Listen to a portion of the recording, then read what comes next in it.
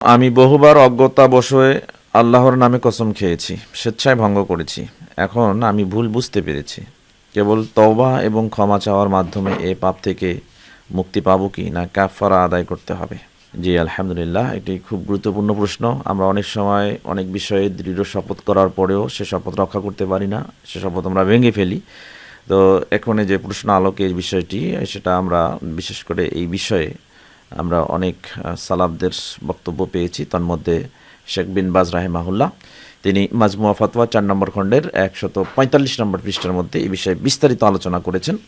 তো সেখানে তিনি উল্লেখ করেছেন যে যদি কোনো ব্যক্তি দৃঢ়ভাবে শপথ করার পরে সেই শপথ ভেঙে ফেলে, তাহলে সেই ক্ষেত্রে অবশ্যই তাকে ওই শপথের জন্য অনুতপ্ত হয়ে তওবা করতে হবে শপথ ভেঙে ফেলার কারণে, এবং সেই সাথে তাকে কাফারা আদায় করতে হবে। যে বিষয়ে কাফারা আল্লাহ সুবহানাহু ওয়া তাআলা পবিত্র কোরআনুল কারীমের সূরা মাইদা অধ্যায় 5 আয়াত 89 এর মধ্যে স্পষ্টভাবে উল্লেখ করেছেন যে ওই ব্যক্তি 10 জন মিসকিনকে খাবার প্রদান করবেন অথবা মধ্যমানের পোশাক পরিধান করবেন, এবং সেই সাথে যদি সেটা সে করতে না পারে তাহলে অবশ্যই তাকে 3 দিন সিয়াম পালন করতে হবে। যদি সে পারে তাহলে এগুলো বাদ দিয়ে একটা দাসকে মুক্ত করে দেবে, যেহেতু এটা আমাদের পক্ষে এখন সম্ভব না।